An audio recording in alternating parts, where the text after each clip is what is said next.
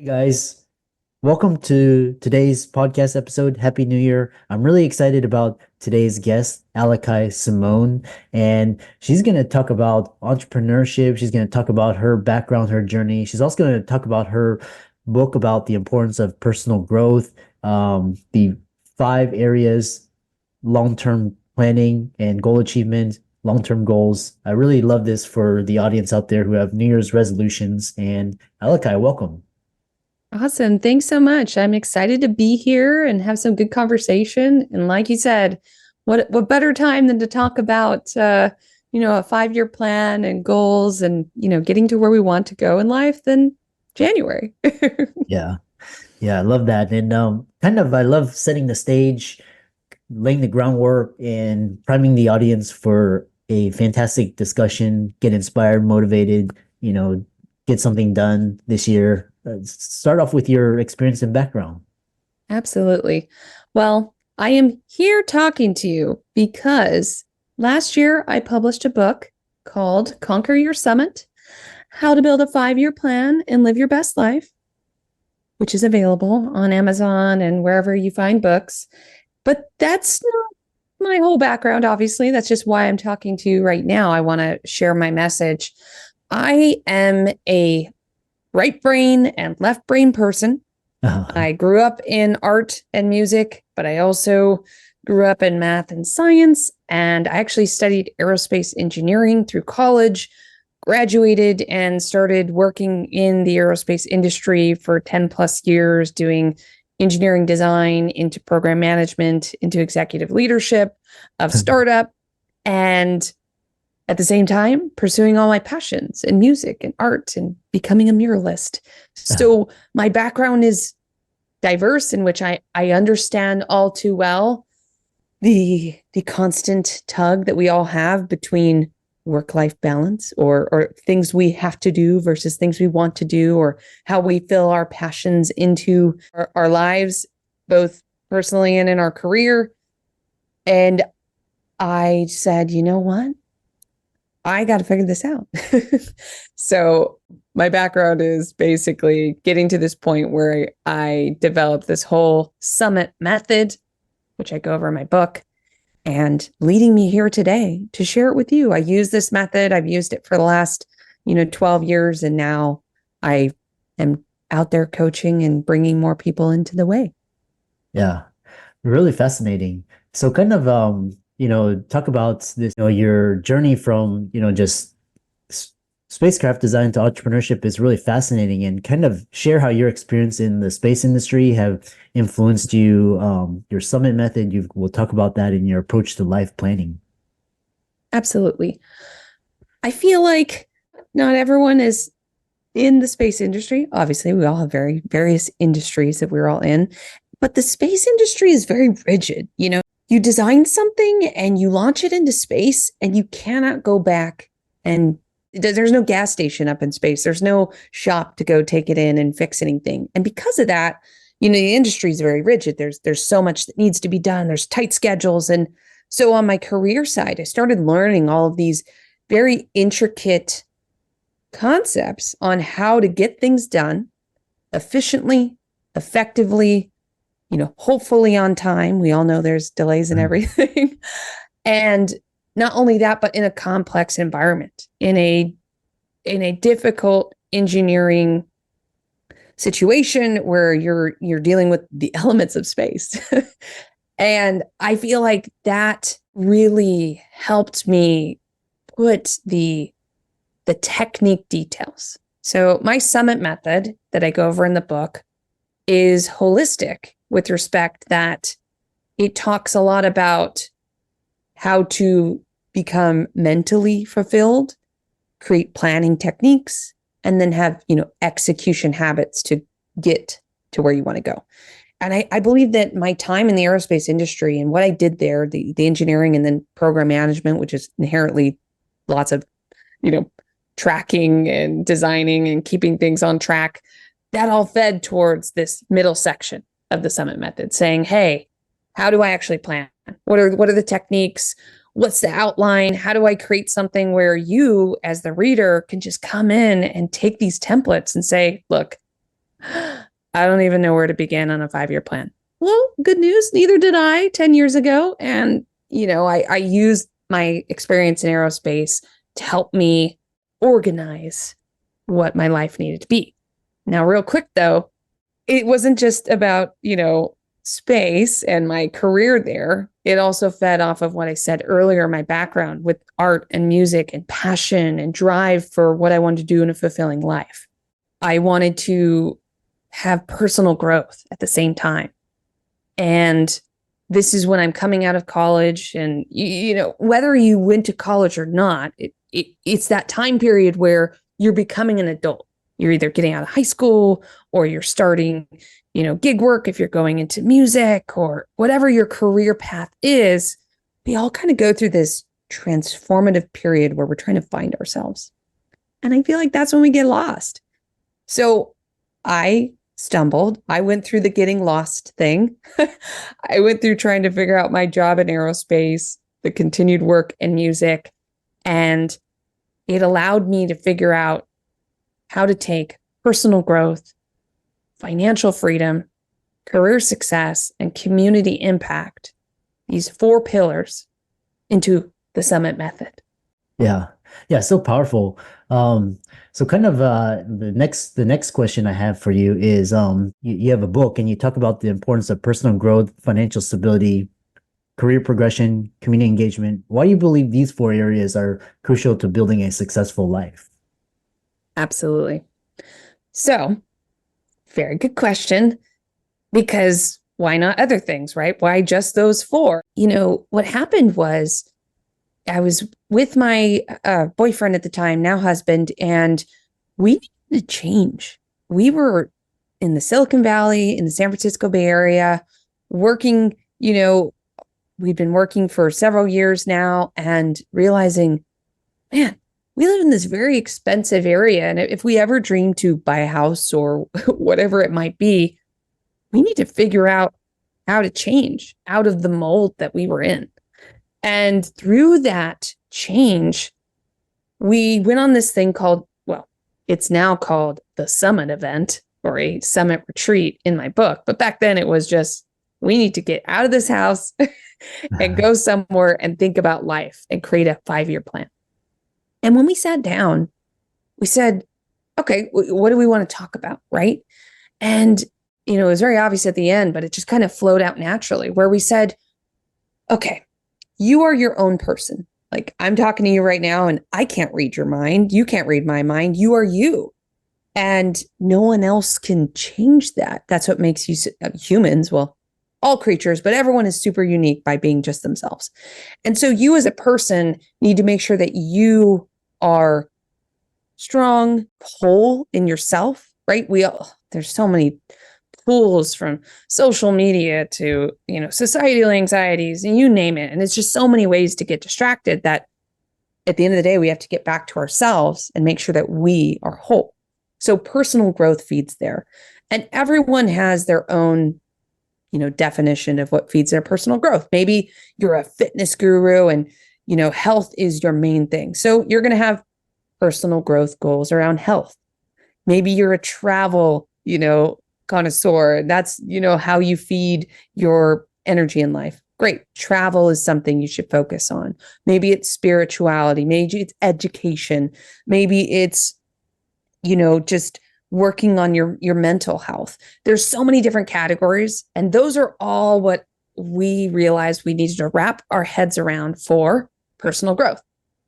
And it's number 1, not because I'm trying to advocate for people to be selfish, but because if you don't center yourself, if you don't make sure that you're good, you can't serve others. You can't go, do a good job in the workplace or, be a good role model in your family or be a good friend to those in need. So build your personal growth goals and decide what you want.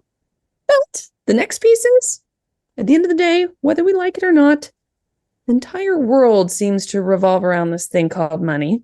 And so there's not a lot of ways around that. And there's obviously many ways to create your financial path. And I wanted, we knew we need to focus on well, what is our financial path to get to this goal of buying a house one day? So let's lay out our finances, what the good, the bad, the debt, the income, the expenses, do we have savings? What's our retirement plan? What's our legacy going to be? And lay that all out. And yes, that can be very scary. And there's a lot of things that happen when you're doing financial planning. But in the book, I do go over a lot of techniques to help with that. It's why mental tools are important, so that you can be strong when you're dealing with the scariness of finances that come up. So now you're personally whole. You've now jumped into finances, so you can at least, work in this crazy world. But your finances usually come from your career, whether that's gig economy or multiple jobs or a 9-to-5 office job, whatever it might be, or an entrepreneur, maybe you starting your own business. Your career is what you're doing with your time in exchange for money. Your money goes back to that financial plan you just build, and your financial plan builds for you to go and personally go off in where you want to go personal growth wise. And community is next, because you've kind of filled out this cool, I'm good, I am stable. But we are nothing as humans without our community. I mean, you can go back in time in history and see how much, group mentality and family communities come together and how important that is. So it's not last in the list because it's the last thing that matters. It's last because it's this baseline. It's this bedrock. It's this thing that, you get to community and it's going to circle back to that personal growth, and you're just going to keep going in a circle. You need to focus on creating goals around your plans for family. Maybe you want to create your own family. Maybe you have a great family and you want to be able to, spend more time with them, have more of a relationship with extended family members or parents. Those are all things we take for granted. They don't just happen usually. You actually have to say, this year, I'm going to make an active effort to call my mom once a week or month or whatever it might be. And this community is family goals. Then you have your friends, right? You got to have more of that network. Maybe you want to make more friends. Maybe there's friends you want to keep. Maybe there's friends that are a bit toxic. You need to think about that too, right? And then extend it.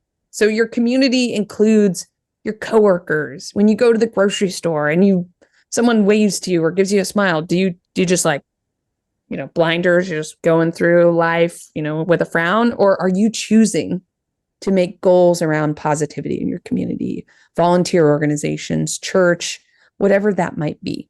So that was a long explanation, but it's important. And those were the 4 things that we decided, if you could build a plan, goals, and line up what you want in life on just these 4 activities, you will build a more fulfilling life. Not just, all right, what are my goals for my finances, which is important. 100% your finance goals, that's good.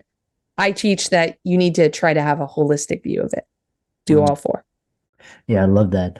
So I love how you talk. We talk about this summit event, and then I'm sure it's a key element for individuals seeking to unlock their potential, find their purpose. But one thing I'm always curious about is the tools, like the mental hacks, playing a significant role in personal transformation. And what are some critical mental tools that you advocate, that you use?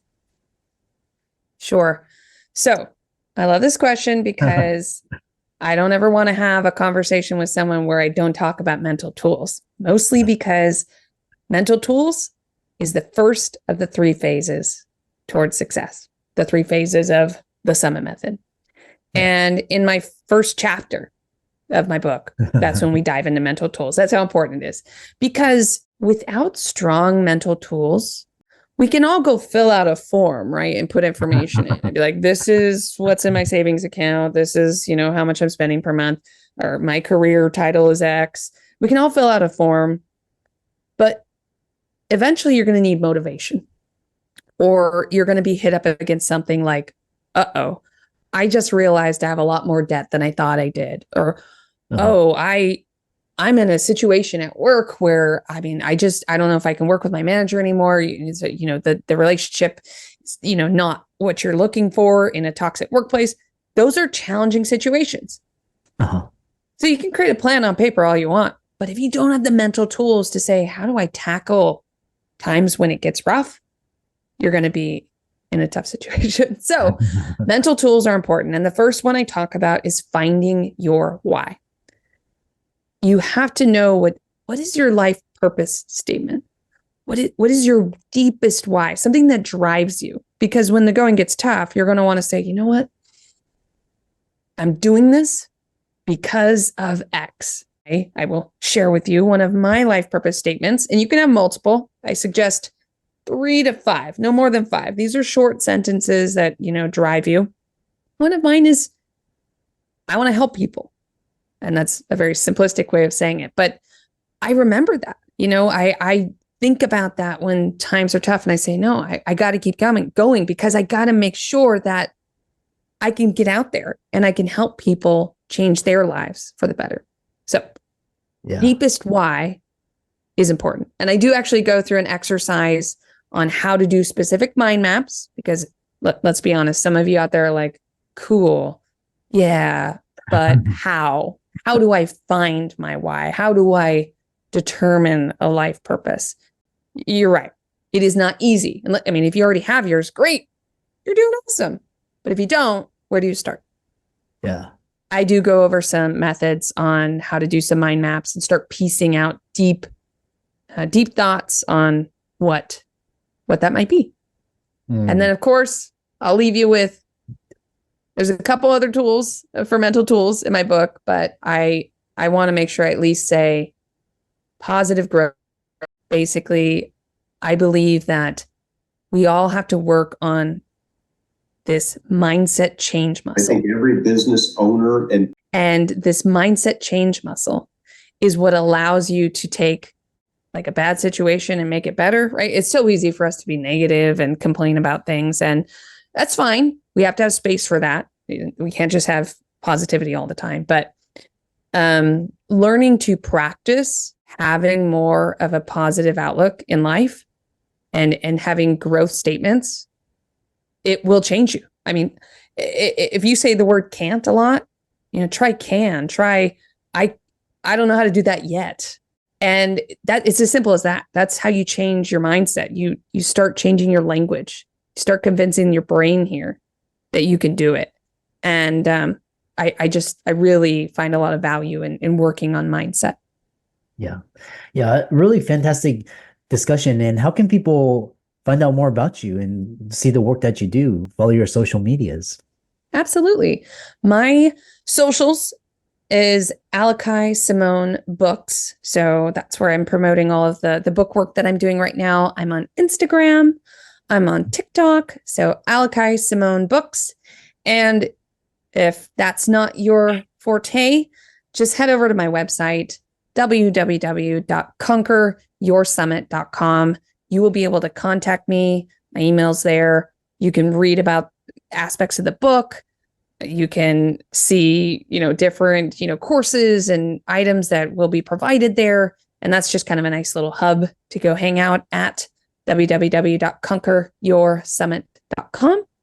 Yeah, and for all the audience out there, let's thank Aliki for coming on and goal setting and a 5-year plan, long-term planning. I love that, and I always love at the end of the year, beginning of the year, writing these things down and implementing throughout the year. Be sure to follow her on all her socials. Be sure to check out her book as well. It's in the background, and if it's not, it's on Amazon. Those will be in the links in the show notes. And it's called Conquer Your Summit, How to Build a 5-Year Plan and Live Your Best Life. And be sure to check that out. I'm going to check that out as well after this. Leave a 5-star review. And with that, thanks so much for coming onto the podcast. Thanks. It was wonderful to be here. And best of luck to everyone out there. 2024 is going to be a good year. Just get out there and make a plan. Yeah.